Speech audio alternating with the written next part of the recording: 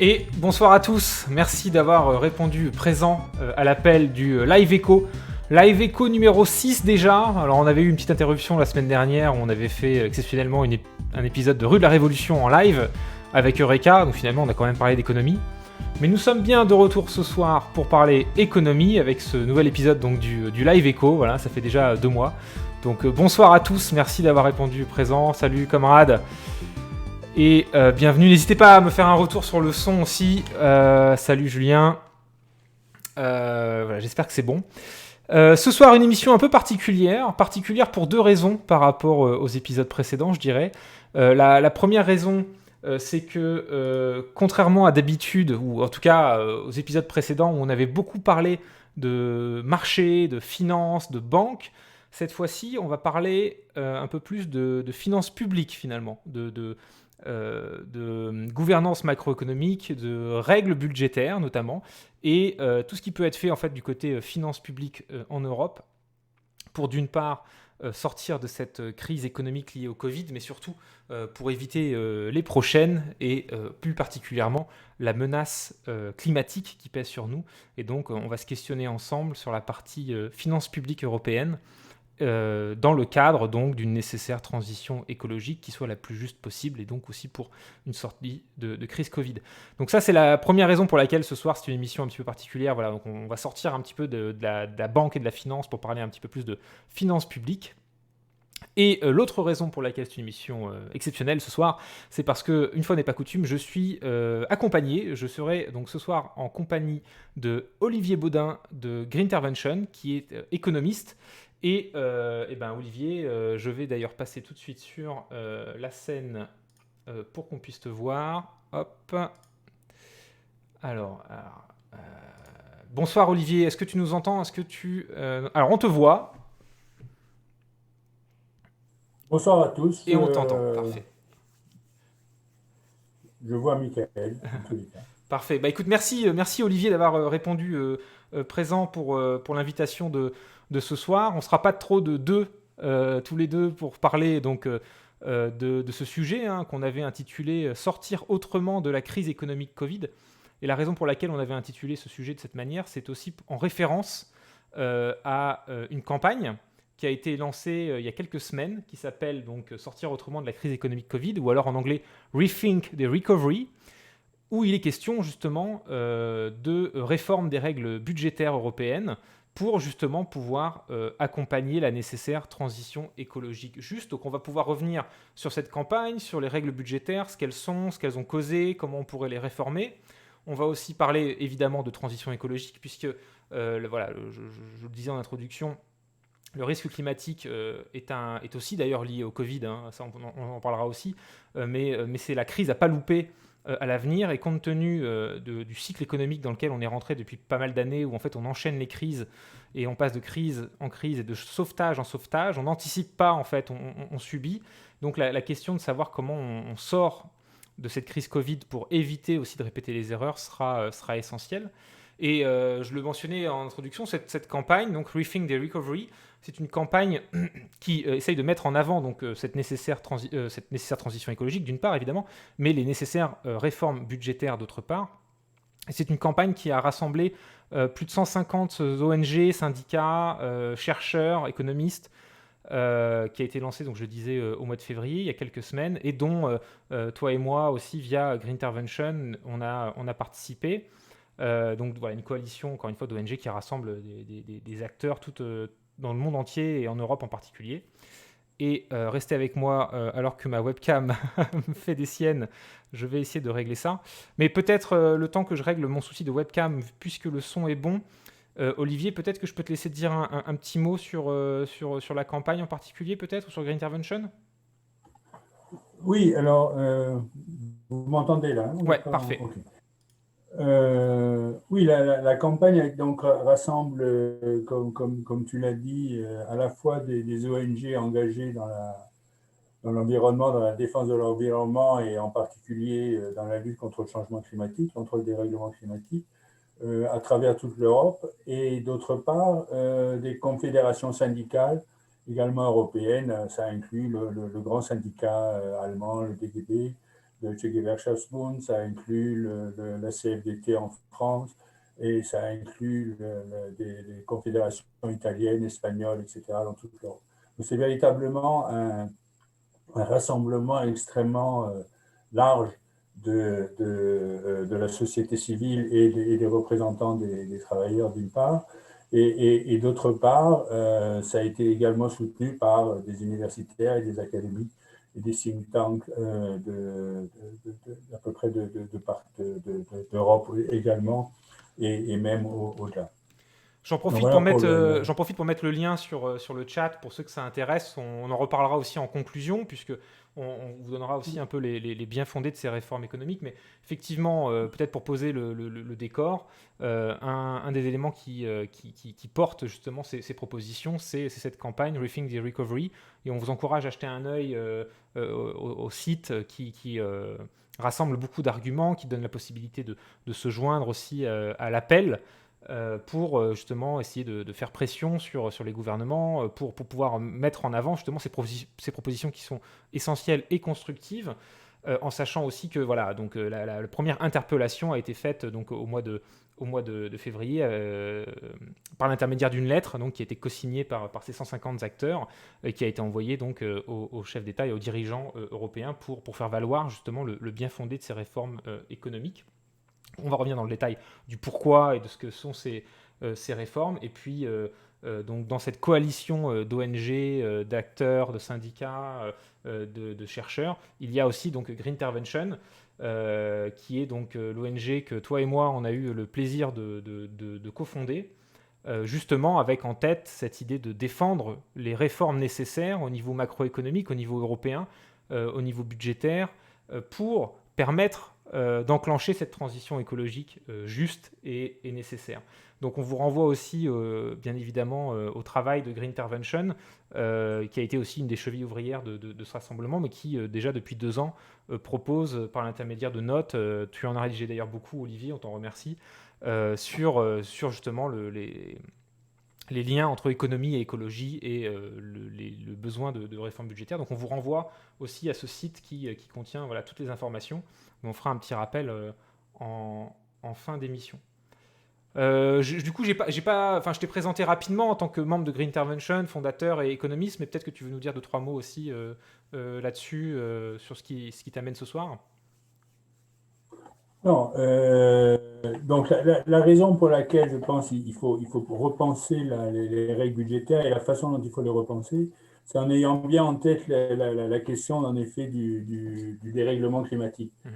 Le dérèglement climatique nous oblige, tel qu'il se dessine au cours des prochaines années, nous oblige véritablement à penser les politiques budgétaires différemment. Bon, peut-être un petit rappel quand même sur le dérèglement climatique et ce que ça signifie. Premièrement, le dérèglement climatique, c'est maintenant.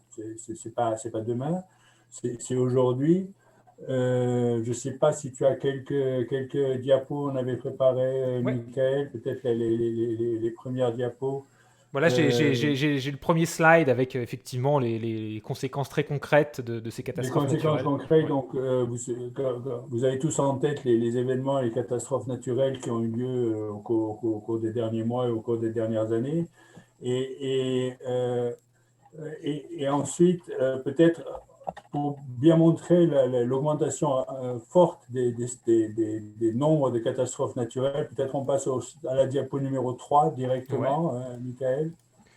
Ouais, donc on y voit effectivement par catégorie de catastrophes naturelles une amplification de la fréquence, hein. On ne la voit pas là, hein, je ne sais pas si. Il y a 5 secondes de décalage sur le chat, mais Ah, d'accord. je te confirme d'être sur le... Bon, d'accord. Et donc, il y a une très forte augmentation de cette fréquence de catastrophes naturelles. Et là, voilà, donc elle arrive. Donc, vous voyez, notamment, à la fois, ce sont les inondations aussi bien fluviales que costales qui augmentent très, très fortement, le nombre d'incendies, etc. Mhm. Donc, au cours donc, le changement climatique, c'est maintenant et c'est maintenant qu'il faut agir. On connaît bien les causes de ce changement climatique, c'est la diapo suivante. Mhm. C'est l'augmentation des émissions de gaz à effet de serre. qui ont explosé depuis les années 60. Je ne sais pas si on va voir la diapo suivante. Là, on y voit effectivement une corrélation assez importante, en tout cas sur les trajectoires des courbes, où on a en fait à gauche les moyennes de température sur la planète qui effectivement est en augmentation par rapport à la moyenne. Et on y voit à droite donc l'augmentation du volume d'émissions de CO2 en millions de tonnes.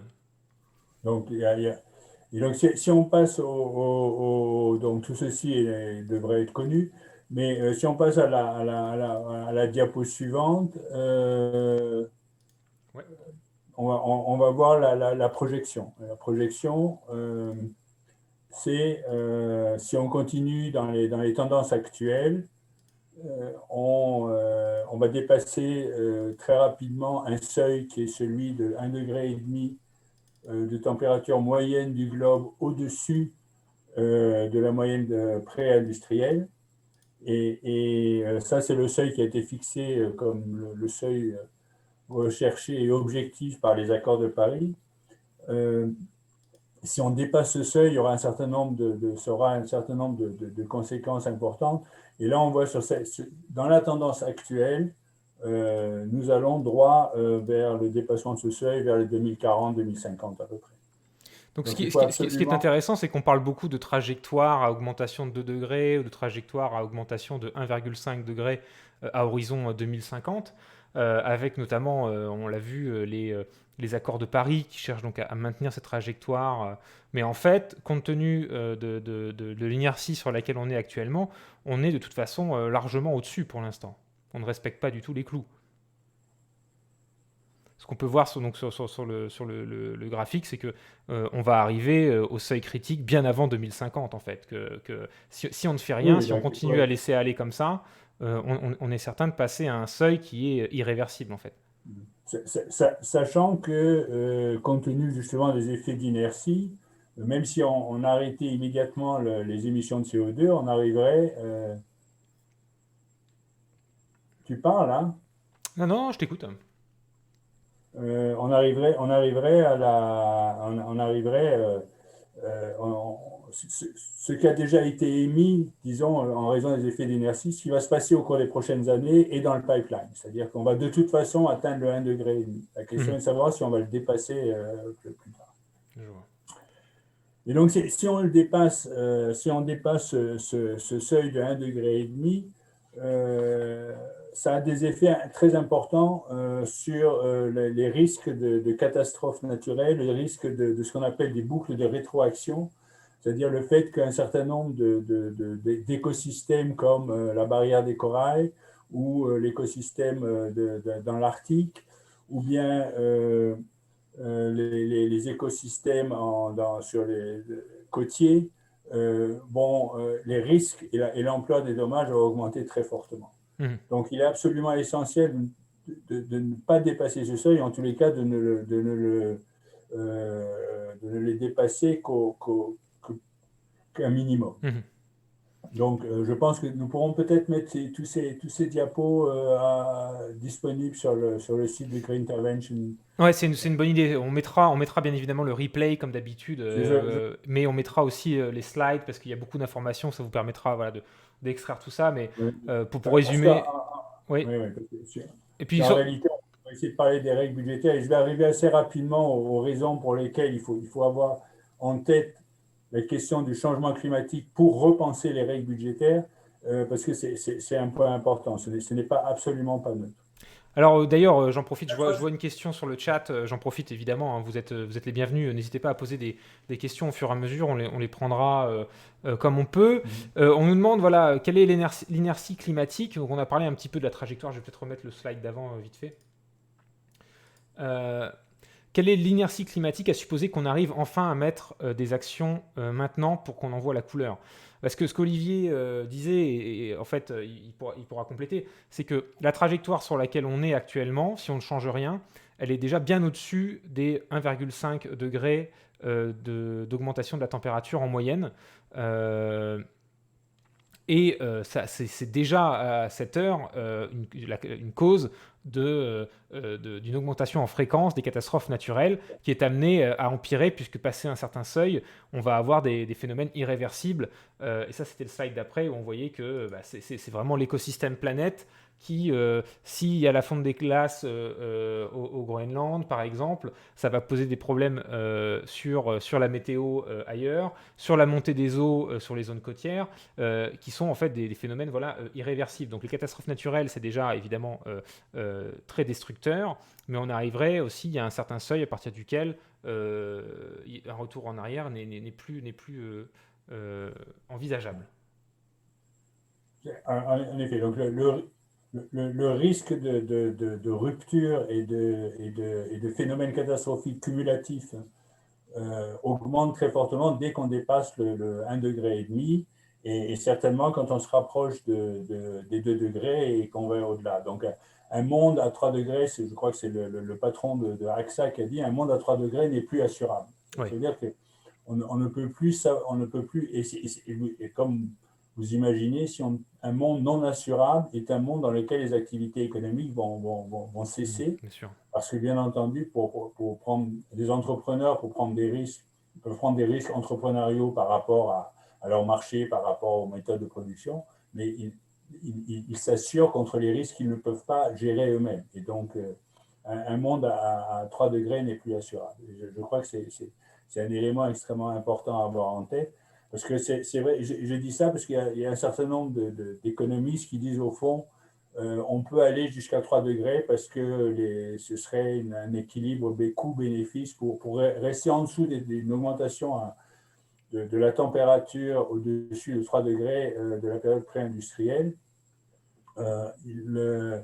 Les investissements nécessaires sont beaucoup trop élevés par rapport aux bénéfices qu'on peut en attendre. Or ce n'est absolument pas gérable, ce serait véritablement jouer à la roulette russe avec l'ensemble de la planète, et évidemment, ceci n'est pas acceptable. Donc, je crois que c'est tout à fait clair. Donc, le deuxième élément, peut-être, qui est important à avoir en tête avec le changement climatique, c'est que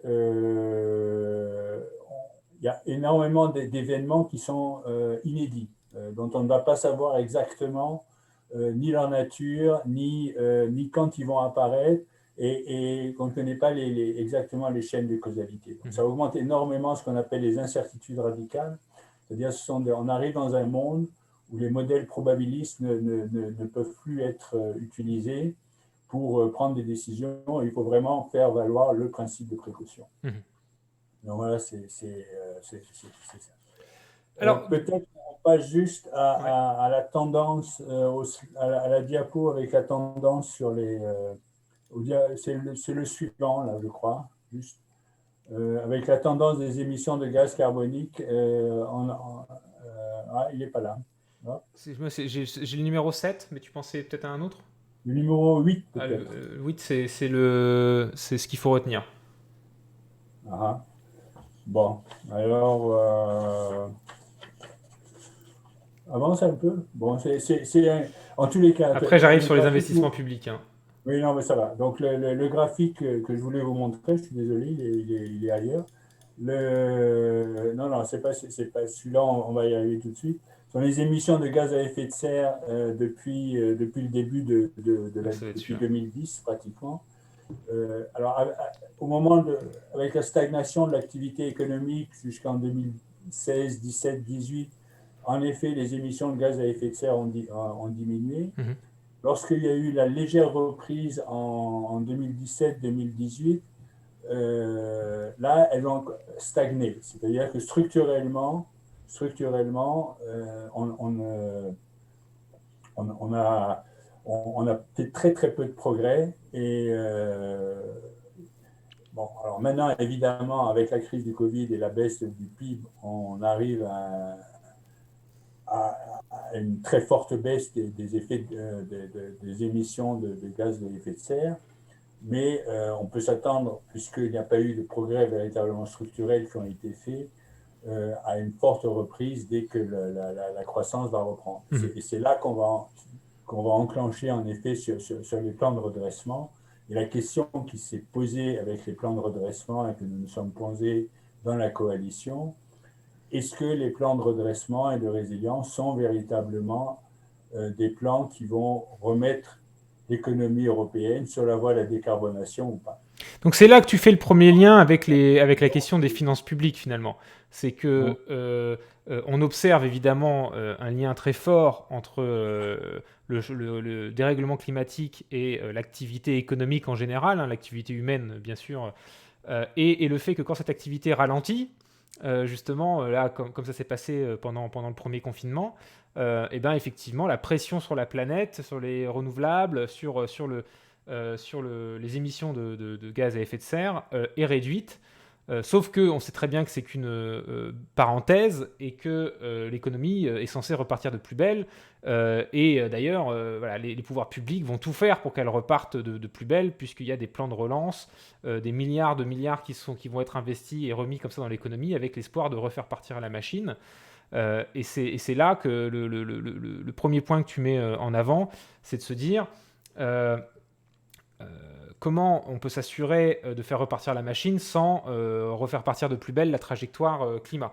Est-ce que ça veut dire, peut-être je te pose une question un peu triviale, mais est-ce que ça veut dire que il faut forcément être décroissant pour pas augmenter parce que ce qu'on va chercher à avoir avec quand l'épidémie sera passée et que l'économie pourra repartir, on va chercher à repartir avec plusieurs points de croissance. C'est une question qui est souvent posée quand on parle d'écologie aussi. C'est est-ce que c'est forcément du coup l'idée de faire de la décroissance derrière? Non, je crois que la question de la croissance et de la décroissance doit être posée dans une autre perspective. La perspective, c'est est-ce que les politiques que nous menons, est-ce que ces politiques vont conduire vont conduire à une réduction des émissions de gaz à effet de serre ou pas? Mhm. Alors, il y a des activités tout à fait possibles, et c'est encore euh, euh, qui peuvent augmenter euh, sans que, avec une augmentation des activités. Mais ce qui est clair, c'est que les transformations auxquelles nous allons devoir assister, aussi bien dans la consommation, dans les modes de transport, dans les consommations alimentaires, auront des effets sur le PIB tel qu'il est calculé, difficilement prévisible. Donc on ne sait pas en réalité s'il y aura croissance ou décroissance des différentes politiques qui vont être menées. Il faut arrêter de focaliser sur la question de la croissance du PIB. Mhm. Je crois que c'est extrêmement important, ni dans un sens ni dans un autre. Je crois qu'il faut mettre l'accent véritablement sur la façon dont une certaine politique impacte les émissions de gaz à effet de serre. Je crois que c'est véritablement. De la même façon, il n'y a pas de lien automatique entre la croissance et la montée des inégalités. En revanche, il y a un lien entre certaines politiques qui vont réduire les inégalités et, le taux de pauvreté et les inégalités entre les revenus.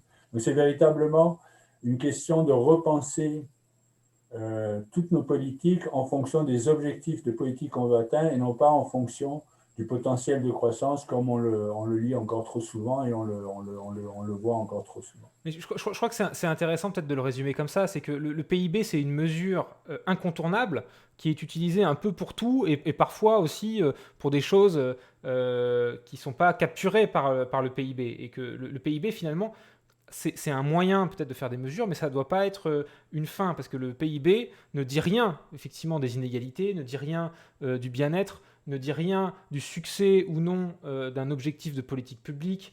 Euh, ce PIB peut pas tout résumer. Le tout PIB, l'alpha et l'oméga de l'économie, ça fonctionne pas comme ça. Et donc, il est important peut-être de se fixer justement plusieurs objectifs plutôt que d'avoir juste l'objectif du PIB comme fin ultime. Alors, comme je vois que le temps avance, peut-être je vais passer à la question du jour véritablement. C'est en quoi le changement climatique nous oblige à repenser les politiques budgétaires et les cadres budgétaires, notamment le cadre budgétaire européen. Alors peut-être juste pour placer quelques éléments pour nos spectateurs. Euh, alors, on va donc parler de finances publiques, donc le budget de l'État, que ce soit au niveau européen ou au niveau français. Donc, c'est savoir ce que la puissance publique va investir sur une année par rapport aussi, voilà, à sa politique fiscale, aux impôts qu'elle a reçus, à ce qu'elle a emprunté sur les marchés, etc. Et donc, cette politique budgétaire, de savoir en fait quels sont nos objectifs et où est-ce qu'on investit, et aussi la question de l'investissement public, c'est-à-dire cet argent, dans quoi il part, quel est l'investissement public net. Et donc tout ça, c'est aussi réglé par justement les règles budgétaires. Et au niveau européen, on a des règles budgétaires, notamment voilà, sur le traité de fonctionnement de l'Union et tout ça, qui en fait encadrent ce qui est permis de faire au niveau des États, et notamment sur le déficit public qu'il est permis d'atteindre. Donc c'est la fameuse règle des 3% à ne pas dépasser. Et donc ça, c'est le contexte tel qu'il existe aujourd'hui, c'est que les politiques publiques sont menées par les États, mais il y a donc des règles budgétaires qui font que tout n'est pas forcément permis. Peut-être un point de transition, mais je te laisserai reprendre plus tard si tu en avais une autre, c'est que en fait cet investissement public, c'est ce qui permet donc d'alimenter le patrimoine de tous, mais aussi donc de ceux qui n'ont rien. C'est ce qui permet voilà, d'investir dans les routes, dans les ponts, dans les infrastructures. Cet investissement public net, depuis la crise des subprimes et depuis notamment les politiques budgétaires austéritaires en Europe, il a été proche de zéro. Donc ça veut dire qu'on n'a pas investi de manière nette dans notre capital humain, dans notre capital commun, dans notre patrimoine commun en Europe les 10 dernières années. Ce qui crée forcément des retards aussi en termes d'infrastructures.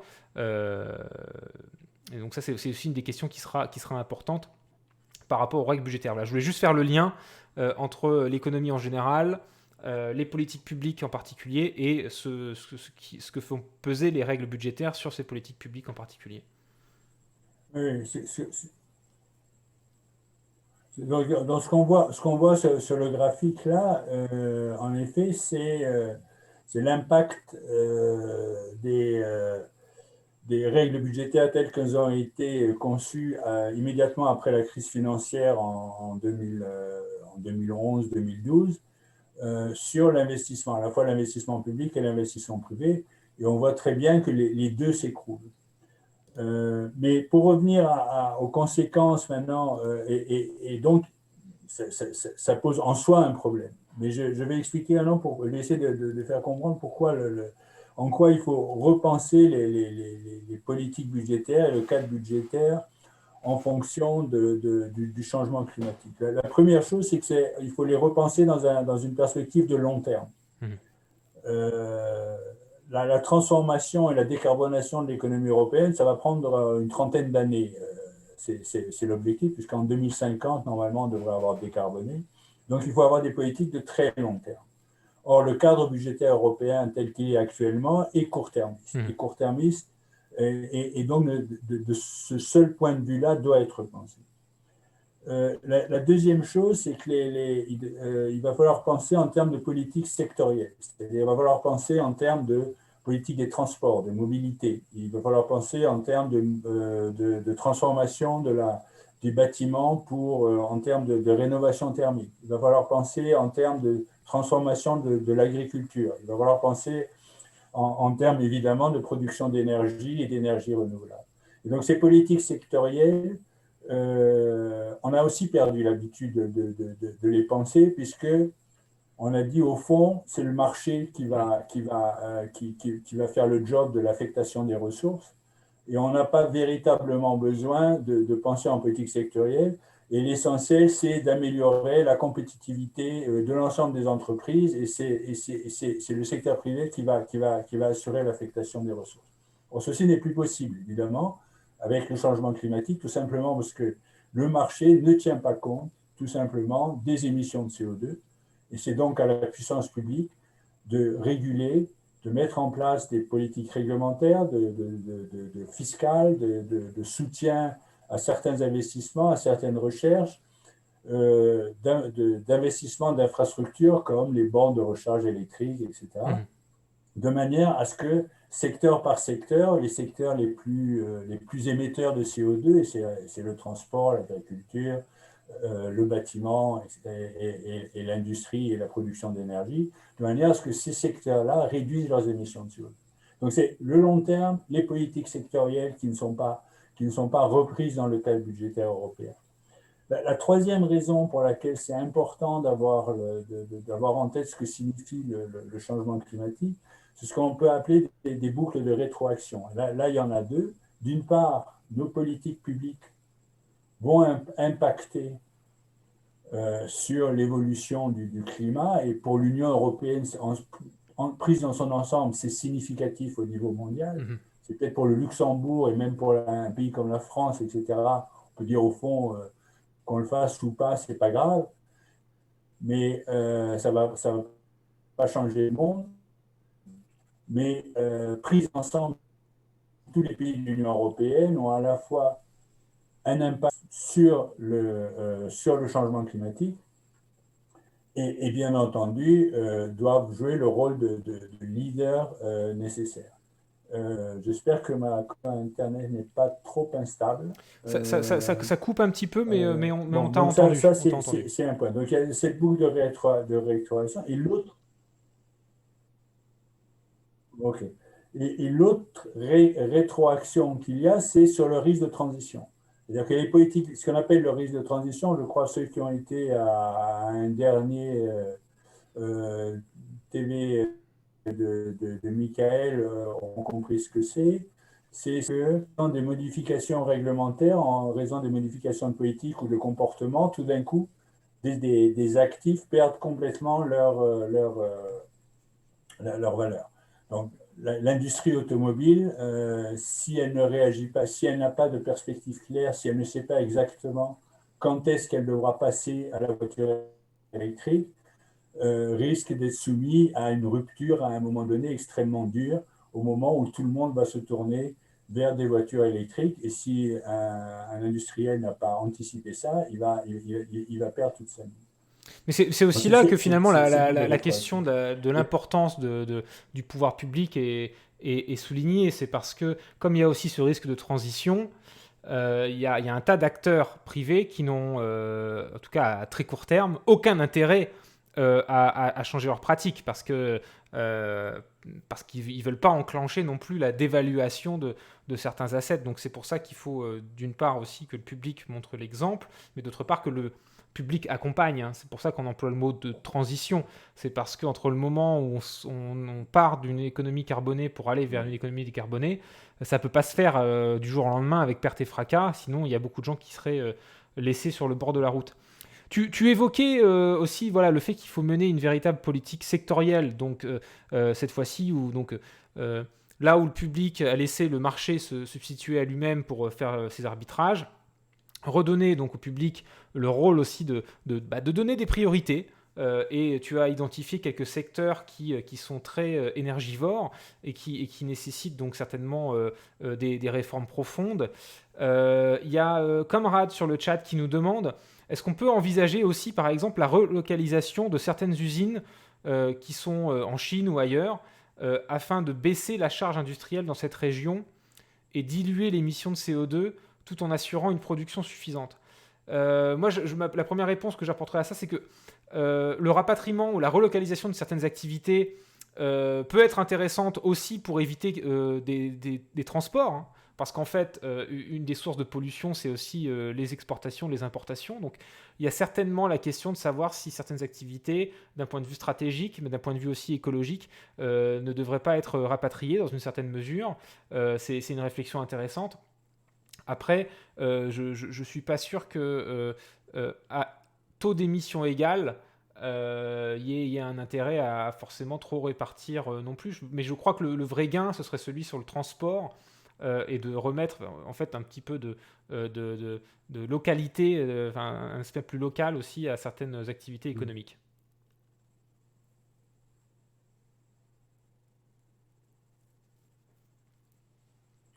La question des réalisations d'abord, c'est un problème extrêmement important.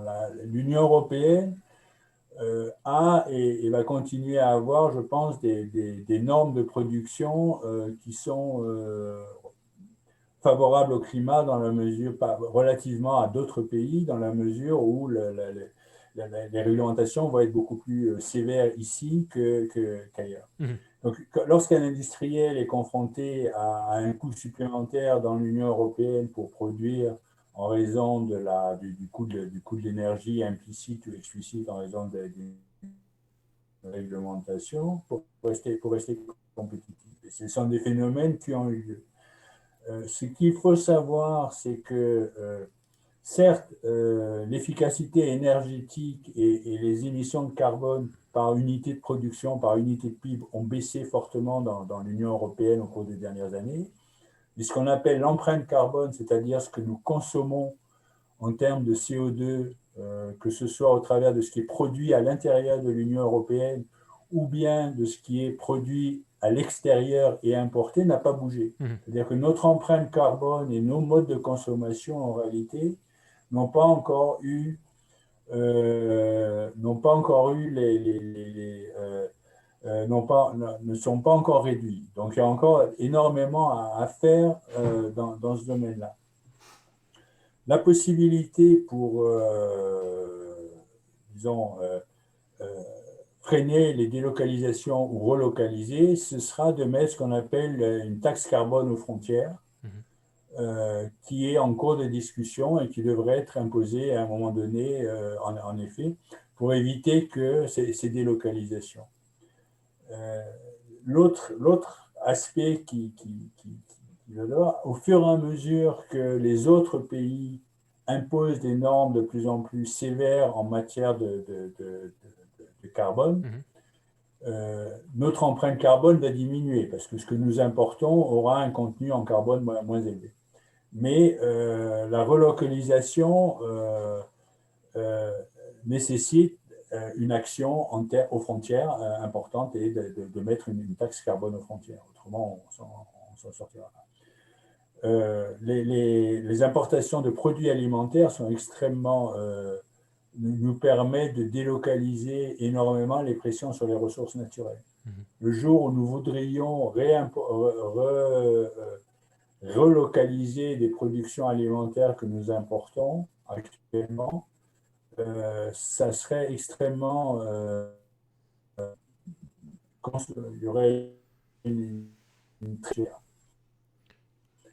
Alors, tu coupes un peu, donc je me permets du coup il n'est pas sûr que ce soit véritablement possible. de compléter. Oui, c'est ça, c'est que il n'y a pas qu'une question de Euh, déplacer le problème, il faut aussi rationaliser les pratiques, parce que c'est ça, à pratique égale, on ne fait qu'importer ou exporter la même pollution, pardon.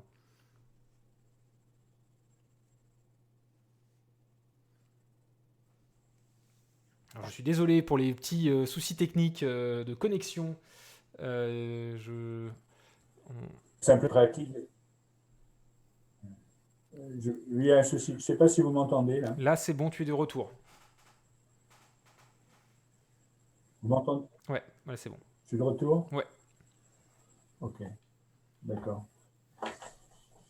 Donc ce sont des éléments importants à prendre en compte quand on va réformer le cadre budgétaire européen. Le cadre budgétaire européen, en ce moment, donne une priorité très forte à la réduction des dettes publiques et à la stabilisation des dettes publiques en pourcent du PIB. Et ce que nous pensons, c'est il faut changer cet ordre de priorité justement pour tenir compte à la fois de ces boucles de rétroactivité, pour tenir compte du fait que les politiques publiques doivent jouer un rôle beaucoup plus important et qu'il faut penser cette action dans le long terme. Et donc l'ordre des priorités doit être comment va-t-on renforcer le capital naturel, comment va-t-on réduire les risques climatiques, comment va-t-on mieux adapter nos économies aux changements climatiques qui vont de toute façon encore arriver, même si on arrive à stabiliser le niveau de température à un niveau encore acceptable de 1,5 degré à 2 degrés au-dessus du niveau pré-industriel. Donc, véritablement, il faut renverser l'ordre des priorités et dire, au fond, on peut s'endetter si les bénéfices que l'on attend de cet endettement et de ces investissements et de ces dépenses supplémentaires sont supérieurs au coût supplémentaire de l'endettement, qui actuellement est extrêmement faible en outre, puisque les taux d'intérêt sont très largement négatifs. Alors, Donc il faut absolument sortir de cette focalisation sur le niveau d'endettement pour arriver à une réflexion beaucoup plus rationnelle sur l'investissement et les dépenses qu'on doit faire pour lutter contre le dérèglement climatique et pour assurer une transition sociale et écologique juste. C'est intéressant ce que tu nous dis, parce que tu parlais tout à l'heure du PIB et puis des objectifs de politique publique. Et en fait, ce que tu es en train de nous dire, et ça va peut-être en étonner sur certains et d'autres moins, c'est que le bien fondé ou la raison d'être des règles budgétaires européennes, et donc c'est le fait de cadrer le déficit à maximum 3% et de la dette publique à un niveau de 60% du PIB, la raison première et principale, c'est simplement d'avoir une dette soutenable. Donc c'est pas un objectif de croissance, c'est pas un objectif de bien-être, c'est pas un objectif d'éducation, c'est pas un objectif d'inégalité, c'est pas un objectif de savoir ce qu'on veut pour la production ou pour l'écologie. Non, non, c'est simplement d'avoir une dette qui est ce produit financier sur les marchés et que cette dette pour le pays soit soutenable. Ça, c'est le critère premier et c'est donc la grille de lecture qui est apportée. Et donc évidemment que ça influence aussi sur le fait que les investissements publics nets sont en panne. On l'avait vu sur le schéma sur les 10 dernières années. C'est parce que la focale qu'on a décidé de mettre pour mener les politiques publiques, c'était restreint par le fait qu'il y a ces règles budgétaires. Et donc ce que tu proposes, ce qu'on propose, c'est de dire cette règle, elle peut pas être là, ça peut pas être la règle unique, ça peut pas être l'alpha et l'oméga. Et en plus de ça, cette règle, en ce moment, elle est un peu bête puisque la dette n'a jamais été aussi soutenable dans la mesure où, même si elle a augmenté, on emprunte, la plupart des États d'Europe empruntent à des taux négatifs.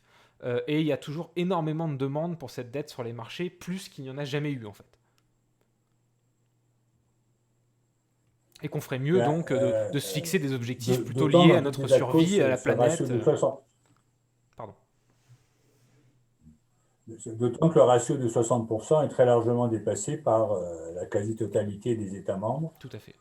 avec des dettes supérieures à 100% sans qu'il y ait véritablement de crise sur les marchés financiers et que la politique monétaire actuellement accommode ces taux d'endettement élevés en rachetant les titres de la dette publique, ni pression inflationniste ni pression sur les capacités productives, bien au contraire. Donc il y a toute une marge de manœuvre en effet pour maintenir des taux d'investissement, pour engager des taux d'investissement élevés qui devraient être utilisés sans regarder, sans focaliser sur ces ratios d'endettement qui ont été fixés il y a une trentaine d'années en fonction du contexte historique de l'époque et qui sont maintenant complètement anachroniques et n'ont plus aucun sens. Mais c'est vrai que derrière ces chiffres, on se dit, il y a des économistes, c'est des espèces de vérités scientifiques, alors que pas du tout, en fait. Ça reste des critères qui existent, qui sont des contraintes qui sont issues d'un accord politique entre États, mais qui n'ont pas forcément un énorme bien fondé économique. Ça reste relativement arbitraire, ces chiffres-là en particulier, notamment aussi liés au contexte actuel et la soutenabilité de la dette. Et peut-être pour résumer de manière vraiment très, très caricaturale, en fait, actuellement, la dette, c'est pas vraiment un problème, en fait.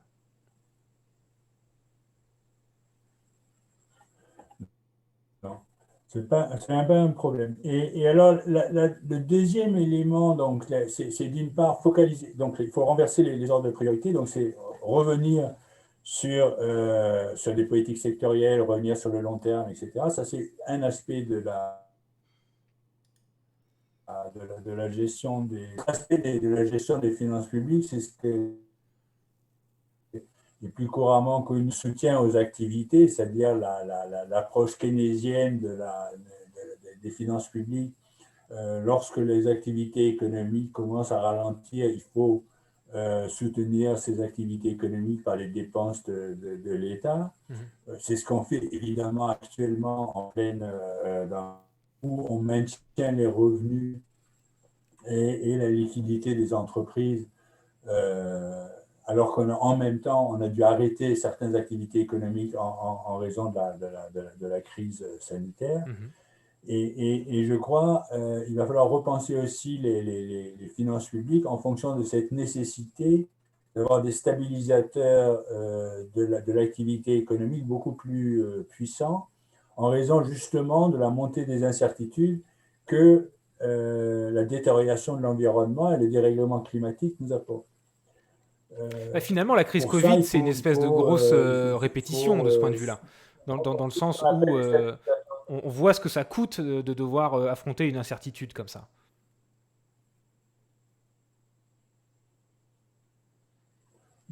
C'est ça.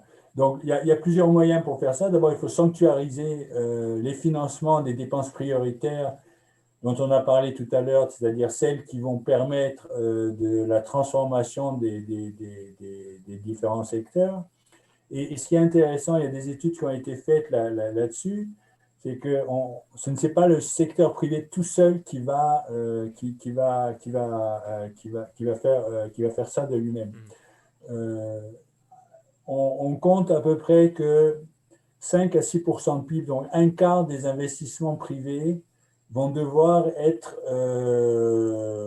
réorientés vers c'est-à-dire vers des investissements de décarbonation, alors que jusqu'à présent, ce sont des investissements qui dans l'industrie émettrice de gaz carbonique. Donc, un quart des investissements doit être réorienté et à peu près 5% de ces investissements et un quart de ces investissements doit venir en supplément. Donc, en tout, on doit donc à peu près 30% des investissements doit soit être réorienté, soit venir en supplément de ce qu'on a actuellement. Ça correspond à 4% du PIB à réorienter et 1% à augmenter les investissements-là. Seulement la moitié vont se faire spontanément. C'est-à-dire qu'avec le taux du CO2, avec le prix du CO2 et la taxation du CO2 telle qu'elle existe actuellement, les investisseurs privés ne vont pas faire le nécessaire. Et donc, pour l'autre moitié, l'État va devoir intervenir. Donc, il y a un besoin supplémentaire de dépenses publiques. Et ces dépenses publiques doivent être sanctuarisées. Et cette sanctuarisation en soi va permettre de stabiliser l'économie. La deuxième chose qu'il faut faire, c'est tirer les leçons de ce qu'on fait actuellement avec la pandémie et qui sera simplement de voir comment les revenus les plus précaires, comment la liquidité des petites et moyennes entreprises pourra automatiquement être stabilisée en cas de nouvelle crise. Donc il y a une question sociale, en plus d'une question purement climatique ou écologique, il y a aussi une question sociale pour pouvoir accompagner donc, cette transition. Absolument. En effet, mis à part les investissements dont on connaît à peu près l'ampleur, on sait aussi qu'il va falloir investir dans la formation professionnelle, il va falloir investir dans les aides à la transition des emplois, etc. Donc il y a toute une question sociale qui ajoute en effet aux besoins en dépenses publiques. Il y a un autre aspect qui devra être pris en compte, c'est comment compenser la montée de nouveaux risques environnementaux, et notamment les risques de catastrophes naturelles. On a vu que certains ne seront pas assurables, ou bien alors ce seront assurables qu'à un prix extrêmement élevé. Et donc, c'est à la collectivité qui va devoir reprendre ces risques. et ces fonds de garantie pouvoir aussi stabiliser comme ça les activités économiques et donner un cadre plus sûr pour les investissements et pour les activités des ménages. Donc ce qui est important, Donc, ce que tu ces soulignes ici, différents c'est que renforcements les mécanismes de marché, bon, déjà nous ont amenés plus ou moins dans cette situation-là, mais les réformes qui peuvent être faites sur ces mécanismes de marché ne suffisent pas de toute façon à produire les forces nécessaires. Et quand je dis mécanisme de marché, j'entends à tous les niveaux, c'est-à-dire que ce soit au niveau du ménage jusqu'au marché financier et aux grandes entreprises. D'où l'importance de cette puissance publique pour faire le reste, en fait.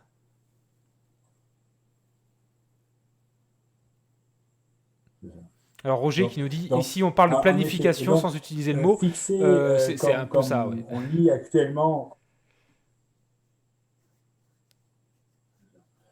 Ce qu'il faut savoir, c'est que la réforme du cadre budgétaire est à l'agenda européen. Et c'est Ouais. en ça, peut-être, on va lentement arriver à la fin de l'émission. J'espère qu'il y aura peut-être quelques questions. Mais ce qu'il faut savoir, c'est que les acteurs institutionnels demandent cette réforme. La Commission européenne a lancé un processus de réforme. La Banque centrale européenne demande que les règles budgétaires soient suivies de cette initiative des ONG et des syndicats.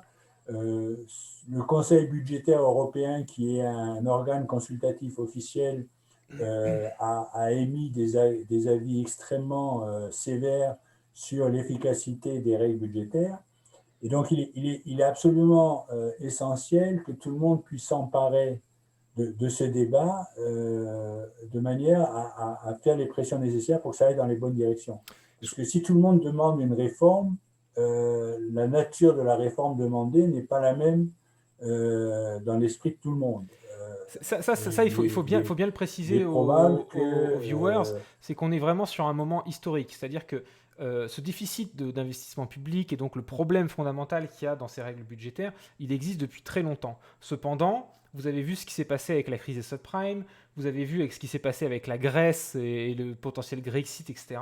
C'est que c'était un tabou, ces règles budgétaires, il ne fallait pas y toucher, elles étaient super importantes. Et donc, il était impossible de parler de réforme. Pourtant, cette réforme était quand même poussée par certains. On est arrivé quand même 10 ans plus tard, en plus avec une crise Covid, à un moment où un tournant historique, où en fait, même de plus en plus d'orthodoxes économiques appellent à une réforme des règles budgétaires. Pardon. Le débat en Allemagne aussi monte. Il y a des partis comme les Verts ou le SPD qui en appellent à la fin de la règle d'or, parce qu'il faut savoir qu'en Allemagne, ils ont aussi leur propre règle d'or, qui est encore plus restrictive que la règle d'or européenne, donc ces fameux 3% européens.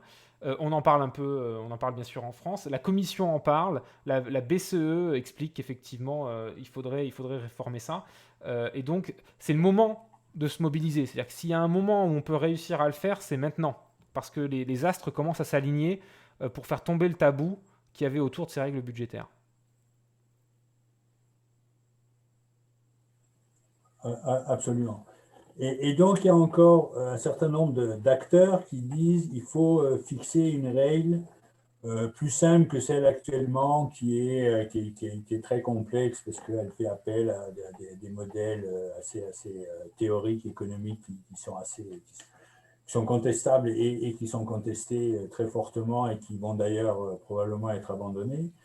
Mais l'idée reste, il faut maîtriser, contenir les dépenses publiques, et c'est encore ce que le rapport Arthuis en France vient de préconiser. Il faut contenir les dépenses publiques pour contenir l'évolution de la dette publique. Et cette logique-là doit véritablement être mise en cause. Parce que ce dont il faut partir, c'est quelles sont les nécessités, quels sont les besoins en termes de dépenses publiques pour une transition écologique juste. C'est de là on peut après regarder ce qu'il faut faire et comment on va gérer de façon intelligente la dette en tenant compte du fait que les taux d'intérêt sont bas, en tenant compte du fait qu'il y a une demande pour les actifs de la dette publique pour tenir compte du fait qu'il n'y a pas de pression inflationniste, qu'il n'y a pas de pression sur les capacités productives. Donc c'est en partant des besoins qu'il faut raisonner sur les politiques publiques et non pas en fonction de mythes sur la dette. Et je crois que c'est un moment extrêmement important. Au premier semestre 2022, le gouvernement français a déjà déclaré qu'il veut faire de cette réforme des règles budgétaires un enjeu prioritaire de sa présidence. Et je pense que véritablement, le combat politique doit être mené pour éviter de se retrouver après avec des règles budgétaires qui sont complètement inadaptées qui seraient inadaptées aux enjeux climatiques. Ouais, oui. Voilà, c'est véritablement un moment crucial où il faut essayer de comprendre ces règles sur le cadre budgétaire, la façon dont il a imposé une austérité pendant une décade et imposé une montée des inégalités au sein de chaque pays, entre les pays, un sous-investissement dans les publics très fort. Ça a été l'effondrement du pont de Gênes, du pont Morandi il y a 2 ans et demi maintenant, en août, il y a 2 ans. Tout le monde doit s'emparer de cette question, que soit le côté technique et un petit peu aride. Je crois qu'il faut que ça monte à un niveau politique très fort pour faire les pressions nécessaires. Tout à fait. Je pense qu'on va s'orienter doucement vers la conclusion. On espère avoir porté quelques lumières justement sur ce qu'il y a derrière ces règles budgétaires et pourquoi elles sont essentielles, pourquoi il est essentiel de les réformer pour pouvoir permettre une transition juste. Peut-être donc on aura l'occasion d'en reparler, ça c'est certain, et j'espère bien avant 2022 d'ailleurs. Je fais un renvoi aux curieux de la question au site de Green Intervention où vous pouvez lire nos articles. Vous pouvez aussi vous pouvez revoir le replay de la vidéo. On mettra les slides. Vous pouvez nous poser des questions. On est tous les deux joignables aussi sur les réseaux sociaux ou via la mailbox de Green Intervention. Donc tout est disponible là si vous voulez continuer à explorer le sujet. Et si vous voulez vous engager plus particulièrement sur la campagne qui est faite pour interpeller les chefs d'État sur ces réformes budgétaires et faire des propositions concrètes, vous pouvez aussi nous rejoindre et vous abonner et jeter un œil donc au site de la coalition avec tous les partenaires qui est ici Rethink the Recovery. Il y a des petites vidéos, des petits argumentaires, un appel à signer, donc n'hésitez pas à y jeter un œil. J'avais mis les liens sur le chat, je vais les remettre aussi bien pour Green Intervention que pour Rethink the Recovery. Mais voilà, pour la mobilisation et pour continuer la discussion, avoir les informations, c'est vraiment les deux liens sur lesquels il faut jeter un œil, en espérant vous avoir convaincu, en tout cas vous avoir éclairé. Peut-être qu'on prend quelques dernières questions et puis je te laisserai dire le mot de la fin.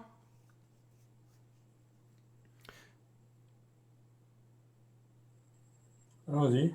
Alors je vois sur le chat une question. Bon, alors si on fait de la politique publique et qu'on essaie de changer les objectifs et donc de répondre aux besoins des gens, voilà, on commence par qui? Les rentiers, les créanciers, les agriculteurs, les travailleurs, par qui on commence?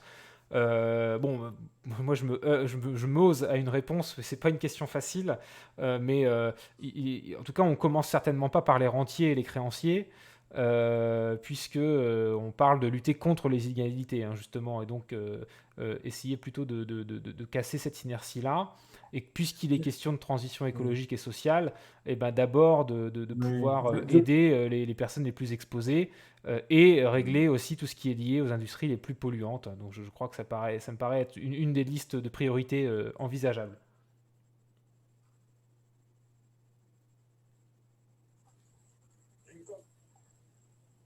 Vas-y Olivier, tu voulais dire un truc? Oui, non, je pense que concernant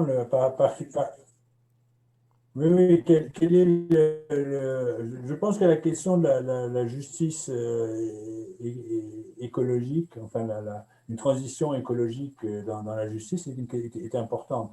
Il y a plusieurs concepts en la matière. Mon préféré à moi, c'est l'idée que c'est celui de la capacité. C'est-à-dire qu'il faut imaginer le monde tel qu'il va se développer et, et- et assurer que les personnes qui vivent actuellement avec nous et nos enfants et petits-enfants, etc., euh, auront la capacité, seront en mesure de remplir les besoins fondamentaux. Mhm. Ils ne pourront pas les satisfaire de la même façon que nous les satisfaisons aujourd'hui, c'est-à-dire qu'il n'y aura plus de possibilité de voitures individuelles aussi dans une telle mesure, mais nous devons inventer la façon dont le besoin en mobilité sera couvert. La même chose pour l'alimentation, etc. Et donc je pense en tenant compte des limites de la planète. Mhm. Et donc, c'est gérer des politiques publiques en fonction des capacités et de la mise, de rendre capable tout le monde de remplir des besoins fondamentaux. Je pense que c'est une façon d'envisager la justice générationnelle beaucoup plus que par des réflexions plus économiques. J'en profite pour illustrer, c'est un exemple que j'aime bien donner, mais je refermerai la parenthèse tout de suite. Faire les besoins fondamentaux de la même façon que nous les avons satisfaits. Ils doivent être mis en mesure, dans la capacité de les satisfaire de façon, euh, euh, de façon satisfaisante. Donc, Voilà, c'est un petit je peu voulais ça. juste Je crois recommander que sur cette c'est question-là. possible. Et si on prend chaque. Je m'excuse auprès de toi, Olivier, et auprès des viewers. Il y a un petit décalage entre nous deux. J'ai l'impression que la connexion est vraiment pas terrible. Donc il y a 5 ou 6 secondes de décalage entre ce qu'on se dit. Donc c'est un peu Oui, compliqué de suivre. Mais non, je voulais juste illustrer ce que tu disais oui, oui, mais plus que ça. avec le Oui. donut économique, qui est une alternative au PIB, mais qui prend en fait non pas la maximisation des objectifs, mais bien le fait de les plafonner entre un minimum. Il en faut ni trop, ni trop peu, et donc de réfléchir à une économie qui soit plutôt une économie de seuil et pas une économie de maximisation, où justement bah, on panache les objectifs, donc la croissance, l'emploi, mais aussi les inégalités, l'éducation, le bien-être, le social, dans le respect des ressources de la planète. Hein. Donc le fait que bah, si on veut pouvoir, enfin, qui veut aller loin ménage sa monture. Donc le fait d'aller suffisamment vite, mais pas trop, pour que la planète puisse aussi se renouveler. Voilà, je referme la parenthèse, mais si c'est une notion qui vous intéresse, allez jeter un œil du côté du donut économique. Il y a beaucoup de choses intéressantes à lire de ce point de vue-là et explorer un petit peu la littérature sur le sujet.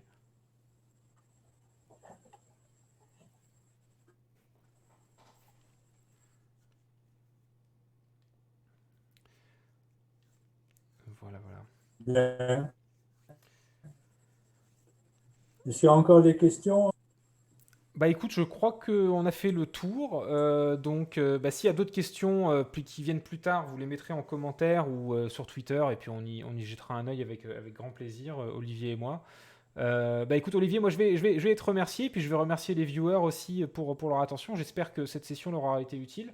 Et puis je te laisse dire un dernier mot avant qu'on salue tout le monde. Ben, un dernier mot, c'est engagez-vous. Euh, Informez-vous sur les questions budgétaires européennes. Ce sera une bonne partie des décisions qui seront prises au cours des prochains mois que va dépendre la capacité à mettre en œuvre les politiques et à coordonner les politiques en faveur d'une transition qui soit à la fois socialement juste et efficace du point de vue environnemental. Merci beaucoup Olivier. Et c'est vrai que c'est des sujets qui peuvent Voilà. avoir Et l'air d'être un peu arides, qui se laissent pas apprivoiser facilement. C'est pour ça que c'est pas forcément des sujets qui sont ultra populaires. Mais c'est là qu'est l'arnaque, c'est que c'est pas des sujets très populaires ou très simples, mais c'est des sujets qui sont essentiels pour notre futur. Donc il faut pouvoir aussi s'en accaparer, il faut pouvoir les porter sur les campagnes. C'est pour ça que d'avoir des campagnes où on peut se mobiliser où il y a de la vulgarisation, où on essaye justement voilà, de ne pas se faire embrouiller par une certaine doxa aussi, je dirais, des marchés, hein, celle qui nous a conduit ici. Donc ça demande un petit peu d'effort, hein. C'est pas simple, mais ça ne veut pas dire que c'est pas important, c'est au contraire essentiel. Donc on espère pouvoir apporter notre petite contribution en parlant ce soir et puis en mettant à disposition sur Green Intervention et ailleurs voilà, des notes explicatives, de la vulgarisation, etc. Je vois que sur le chat, on nous remercie. Merci Comrade, merci Roger Soleil. Je suis content que ça vous ait plu. Merci à Olivier aussi. Et puis voilà. À une Merci. prochaine fois. Merci Olivier, à très Et bientôt. à un de ces jours. Bah Au oui. revoir. Allez, à Au ciao. revoir. Merci. Salut. À bientôt.